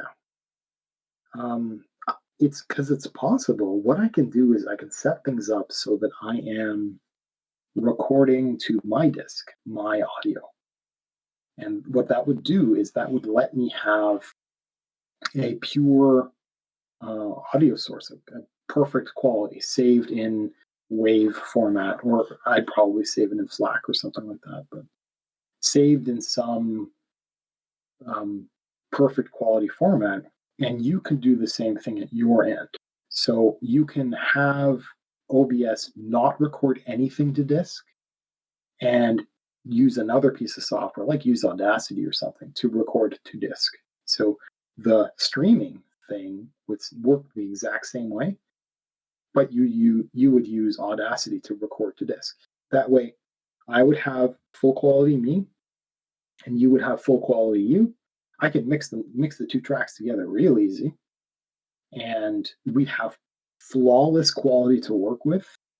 And that way it can be imported flawless quality into your video editing software and be uploaded with the minimum amount of translation necessary to not the term is transcode. So we wouldn't have to transcode too many times to get it to one of the hosting services. So for YouTube, it's got one standard. For iTunes, it's got another standard. So we don't have to be too picky, but there becomes the option to be picky in the future. So we would have perfect audio quality source rather than me taking a video. So right now, what we're doing is piping it through Discord, which I don't like. I'd love to replace it with something local, with something else. We're doing that, and that's being pulled into OBS Studio as an audio source, and that's being packaged into a video, and it's being streamed to Twitch at the moment. Now it might be streamed into like, is it restream.io or whomever, and that service would then cast it back out into Twitch and YouTube and whatever other services like DLive. So right now we're not doing that, but we are. What's happening is it's sending it out to Twitch and it's recording it to disk. But the audio format is, I don't care about the video format, but the audio is being recorded as AAC. I'm taking that AAC and I'm unpacking it out to the WAV file, which is technically reducing quality because I can't edit AAC directly. And then taking that, exporting as WAV, you're taking it, you're importing it, and you're translating it out into whatever format it's using to get it to YouTube. So it's like it's losing quality going from AAC to WAV, and I'm editing it. Then it's losing quality going from WAV through whatever format you're using for YouTube, probably MP3. So it's not bad. It's not bad, but it is AAC being translated twice. So that it's not good. It's not good. And I'm pretty sure we're not going to have any audio files. And if we do, then at some point it's going to be return on investment between fiddling with the audio settings, like what I'm just talking about, or me ordering $1,000 worth of soundproofing for this room and changing the microphone and having a different arm, maybe not having it on my desk, even though it's got a shock mount. Maybe having on my boom arm over there and blah, blah, blah. I mean, so right now the return on investment is if we figure out this recording thing a little bit better, then that's probably going to improve audio quality, maybe significantly. So we're never going to have, so with that system in mind, we would never have audio quality issues through Discord. Discord could never go robot on us. It would never matter. And there would be no audio drops. Even losing the internet connection wouldn't matter. Like I could still keep speaking even though we're not streaming because the internet connection died. But we wouldn't have to talk to one another anymore. We would just record locally. Even though you'd be panicking, I could just keep talking and not notice the internet dies. Which would be funny. At that point, if the internet dies, I would just... Yeah, you'd like text me. Yeah, that I just wouldn't care and just walk we away. Lost our stream. I'd just be like, yeah, okay, I'll just keep doing it. And we'd still have a show. We just wouldn't have a live audience for. I mean, how often does anybody lose internet connection? And a bunch of Americans who are shaking their heads. But my experience of losing internet connection has been, I lost it earlier today for some reason for a few minutes. And it bothered me. I just decided, that's a sign. Maybe I'll go get a snack.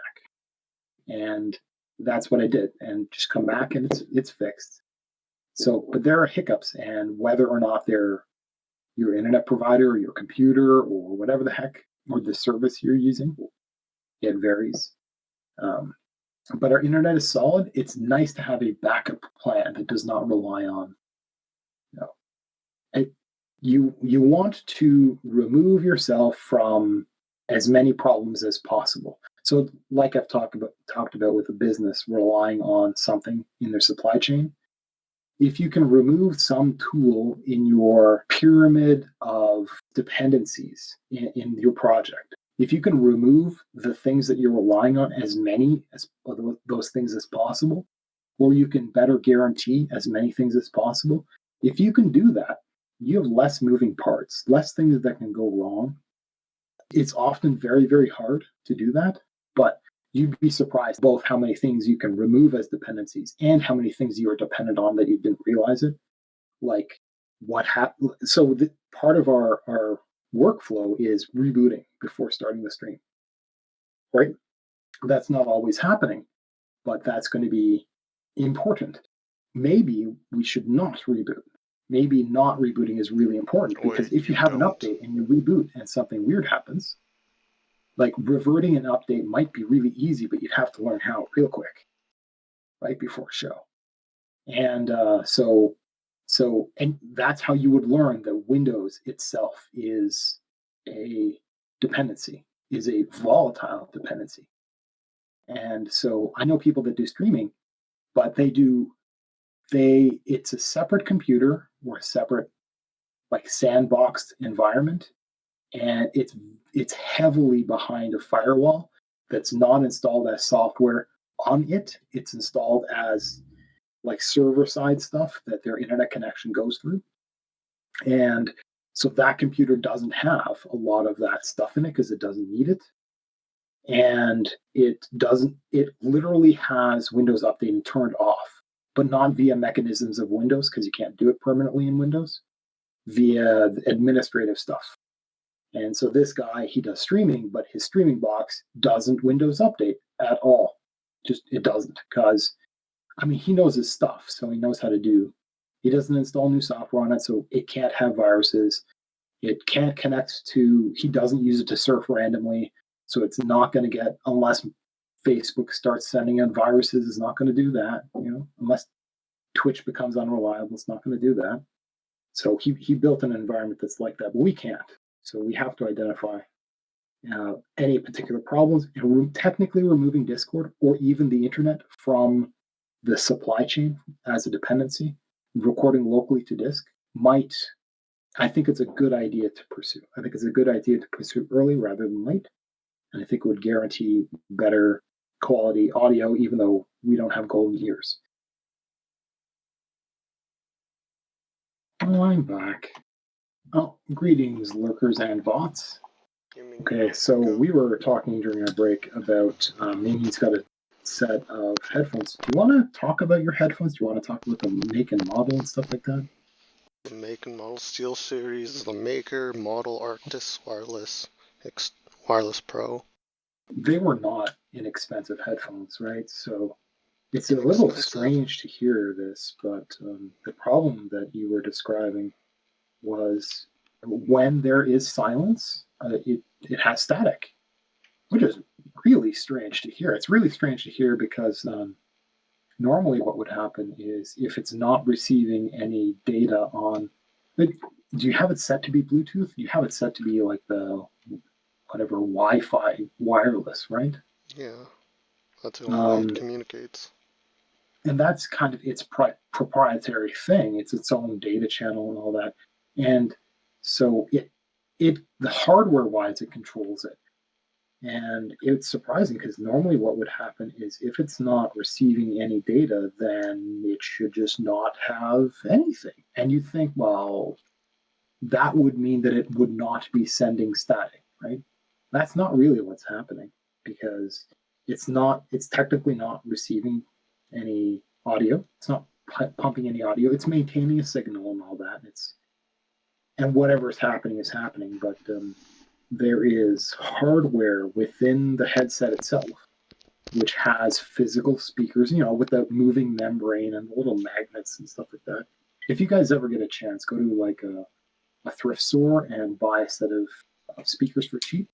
I mean, drive down the street or whatever, and either find a yard sale if you can, or just find somebody throwing out some speakers and pull them apart because it's really cool what's inside.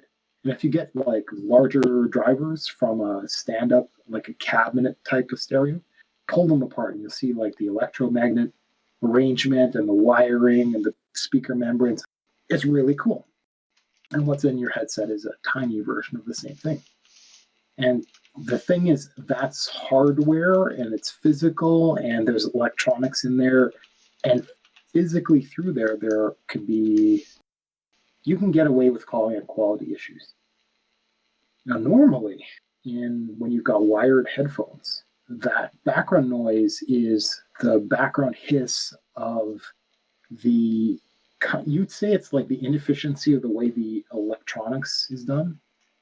And I mean the literal electricity and wiring. And normally it's caused by something called a ground loop. And the ground loop is a problem with wired headphones. So it's really surprising to have something happening on a headset.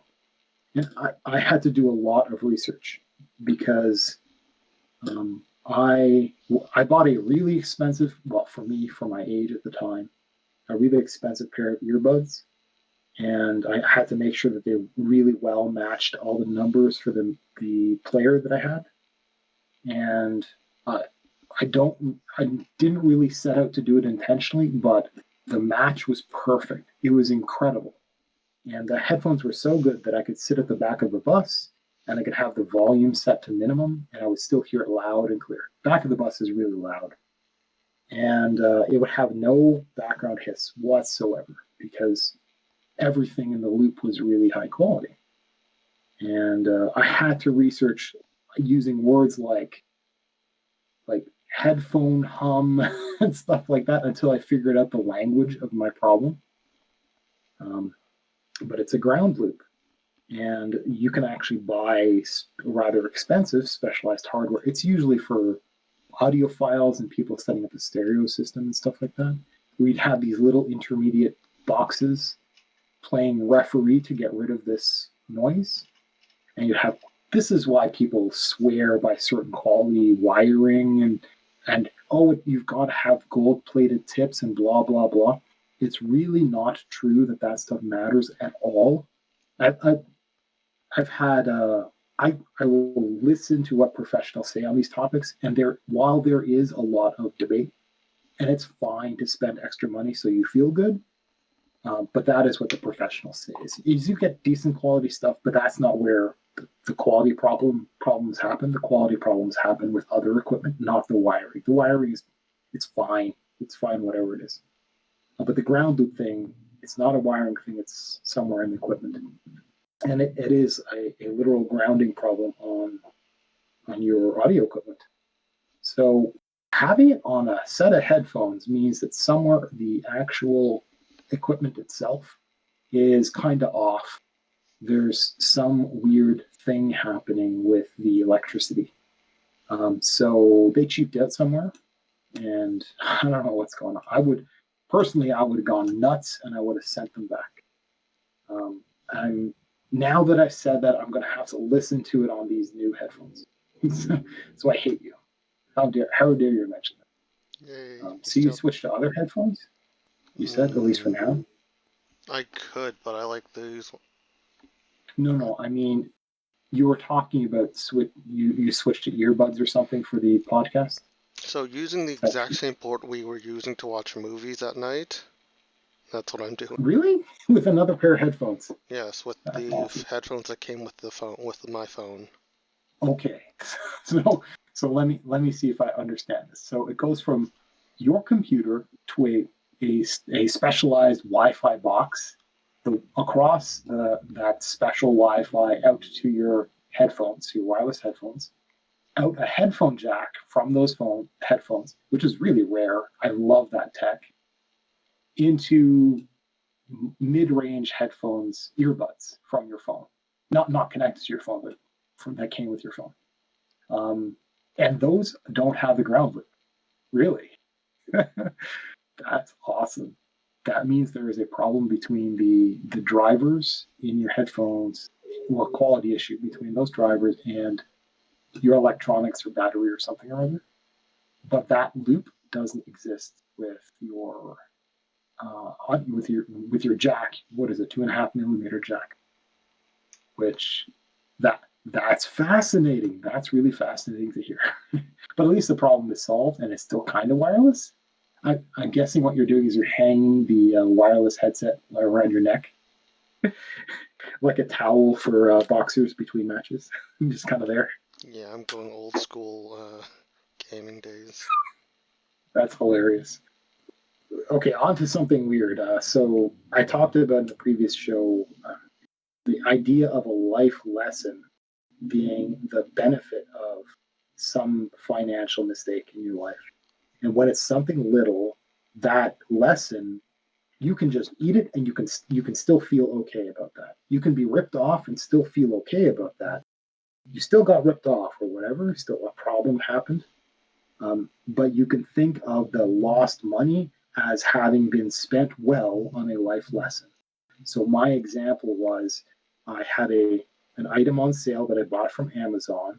It's the nozzle for a garden hose, right? So it's pretty good. So it's got the little lever thing, and it's got this this spinny dial that will change different spray types and stuff like that. And it's really nice, except it broke. It broke like right away. And it's embarrassing.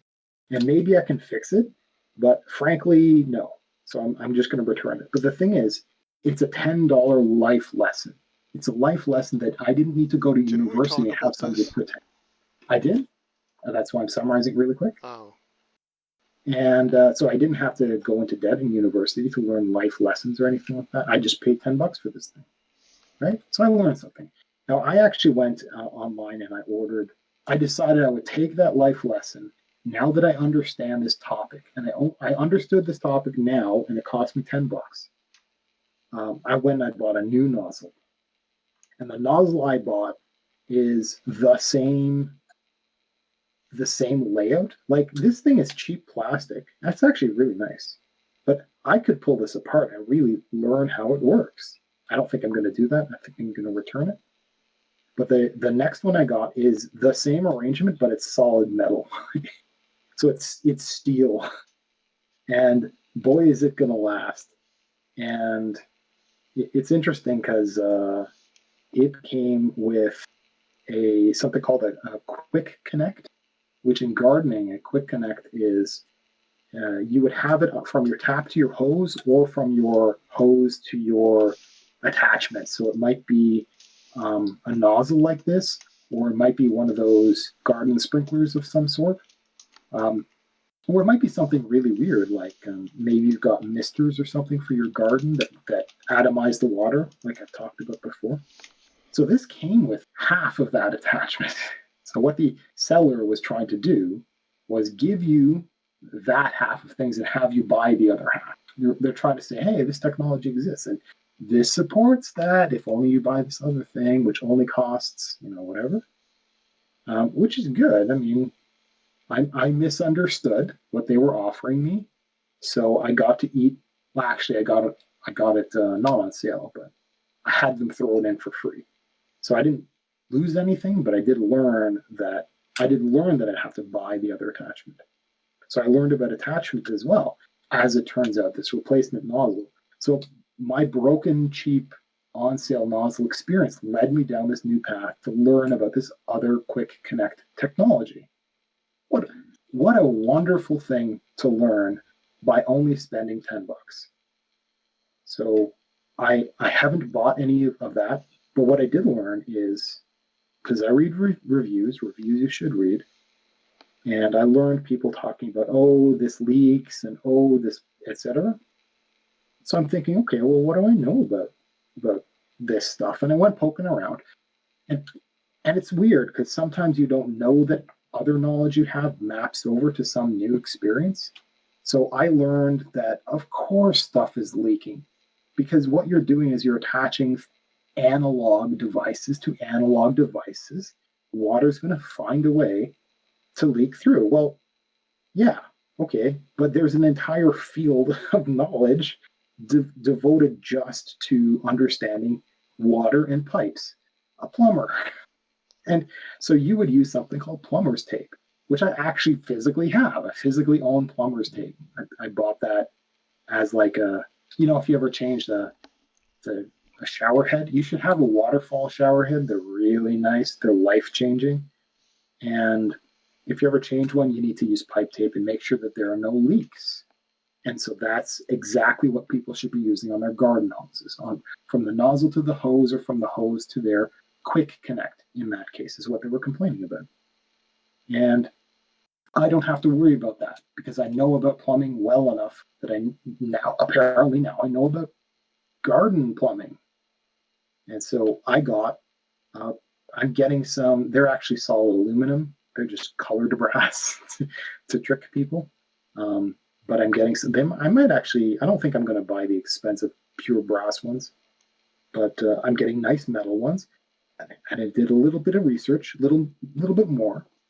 And when I say research, I mean, you can do research by reading through comments. You can do research by looking through, people who bought this also bought X, right? And you could look through recommendations. And I did that until I found something called plumber's grease, which is used kind of like the opposite of plumber's tape. Plumber's tape, you're not really meant to screw on and screw off something, because if you screw off something, you got to replace the tape before you screw it back on. So it's meant for permanent installation. But if you've got an installation that's meant to move or that's meant to be removed completely, you want to lubricate it a little bit, because if you don't, it is possible for time and expansion to seal that. And I actually have a previous garden hose nozzle attachment that I can't take apart. That's why I replaced the entire affair with this new metal hose that I've talked about and the new nozzle that I'm now talking about. So I'm going to order some grease as well with it. And I'm going to use it for the quick connect stuff. And it alongside pipe tape. I think I can use them together to make sure that all of the little fixtures that I've got everywhere aren't going to seize up over time. So I'm actually spending, there's always hidden costs in absolutely everything. So don't go broke when you're buying something, because there's probably some more upkeep costs that you don't know about as you're learning. And you don't want your learning experience to be like what my learning experience could be. Was it might take a couple of years, but I might learn that my new nozzle, being all nice and metal and stuff, will essentially get cemented on, will get rusted into the hose, my nice new hose. My learning lesson might be replacing the entire hose and nozzle, which is not cheap. But instead, the research that I did means that my learning lesson comes right down to this $10 busted nozzle. And so I learned, it's interesting, I learned about plumbing for gardening, which is kind of weird. And it helps me think quite a little bit differently, because it also helps me think about what knowledge I would need to get if I wanted like outdoor irrigation. Like if you got a water hungry garden, so it involves a lot of tomatoes and cucumbers and watermelons. Go figure that watermelons need water. But all that stuff is really, really water hungry. So you might find yourself required to go out there and water by hand every day. But now that I understand it, I know what avenue to research if I want to put a plumbing out in my backyard with like PVC pipes and specialized atomizing nozzles and stuff like that. I know how to set that up as a permanent installation. So I can go out there, turn one tap, have a splitter on my backyard tap, and redirect the flow to one of the splits and have it go through piping with atomizers to automatically mist a garden. And I could go and do that and have it just mist for an hour and come back out and turn it off again without having to go and unreel a hose and go out and water by hand. I now know enough. It's not that it gives me confidence, but I now know enough that I can go out there and hose everything. So that was wonderful to learn. I don't think I'm going to do any of that because I don't want to build structures. I think raised beds is a little bit much right now. That's probably what I'm going to do. Like make a couple of raised beds, and the rest is probably going to be grass or paths with wildflowers or something like that. You put down some, I think they're called paving stones. So they'd be like maybe round pads of, usually they're pretty cheap, but they're not quite like cement. They're embedded with all kinds of little rocks, like little pebbles, and they'd be round. And you want round because if you get square, now they all need to line up and have a certain gap. And wow, if you just get round stones, you put a bunch of round stones, one in front of the other, from out into your garden, wherever the heck, out into your yard. And then if I do that, I can just have flowers everywhere for all I care, and grass. And just I step out into the flower. Okay, maybe that's a bad idea unless I have multiple paths. But I still have to weed, right? So I don't know what I'm gonna do. I'm probably just gonna mow flat everything except a couple of raised beds for now. But I'm still thinking about it. But if I have a gardening series, I will muse about all of those sorts of things in some separate, whatever the heck. since this podcasting thing does seem to be pretty interesting, and I can keep talking forever. At any rate, so usually a third segment has a lot of administrivia with some technical stuff in it. So I'll go into some of that stuff. So let me see. Minion, for your to-do list. So we've talked about it before. We've talked about having break music. Could you make sure that that is on there for sure, for realsies? Okay. And also we need to make sure that we have and connect to quote unquote social media or other links. So I think that our active title card, so right now it just says Lucid Indifference, that should also include or occasionally animate in or whatever the heck, like a link to our YouTube channel or something like that. And I don't know that we can give a channel name that way or how it works to make it easy for people to find it. But certainly that's something that should be put into the description of the Twitch channel. And and also especially during breaks, it should be nice and prominent and stuff like that. Because we've had people talking in here, and it would be nice if they knew where they can find full shows, because we've had enough full shows to start wanting to tell people about them. So you could have a link directly to the playlist of all the shows, and you could have a link just to the channel or whatever the heck. So your choice, you control that stuff. So I guess the next question, so I'm going to guess it's a no. Have you done any more work with something like iTunes to upload yet? Or are you still waiting on that? I have not done work towards it. I've done nothing. Okay, so that's a goal you can have between now and your next show. And what I'll do is when I'm doing the clip stuff, I will for realsies this time, because I was a little messed up. For this time, I'll go through and I'll number the episodes, and I'll make sure you know which one's first, and clean up all of everything else. It's pretty good right now, but we had a couple of test shows that I'll remove. Also, I wanted to know on that note what your opinion was. So how I'm going through and I'm picking out some clips as kind of our teasers coming up between shows. So for example, today is Wednesday, and we're going to have a couple of days worth of clips, and then the live is going to go out. So we're going to have Thursday and Friday, we'll have clips. Saturday will the full show. This full show will come out. And so I go through and I scrub through and I look at stuff and I pull clips out and I give those to you. What is your thought on me pulling out something more complex? Because you wanted to limit it to under 5 minutes, which is sometimes quite challenging. 5 minutes, but just a small Smallish segment. Yeah. So what's your opinion on me pulling out a largest segment and having it like up on my YouTube channel? Not that I have a lot of subscribers or anything. Okay. And then reference this thing. Because I think that what that would let me do is normally what I would do is I would make my own YouTube videos on rambly topics.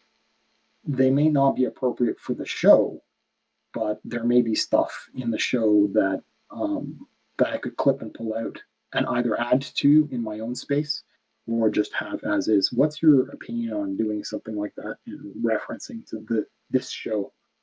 I'd say it should be fine. Okay.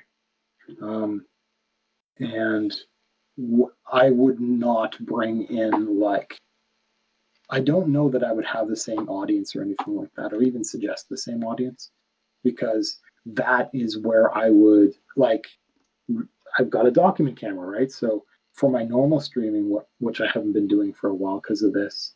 Now I'm not blaming you, but I am doing this show. Normally what I do is I would sit there and literally read a book. So I'm not going to do that for the show, and I'm not going to talk about writing or anything like that. So I am keeping my worlds separate. So technically speaking, I have three 3 video related content producer related stuff. So one is me talking about stuff, and then this show talking about stuff, but it will be different stuff, and then my writer related stuff.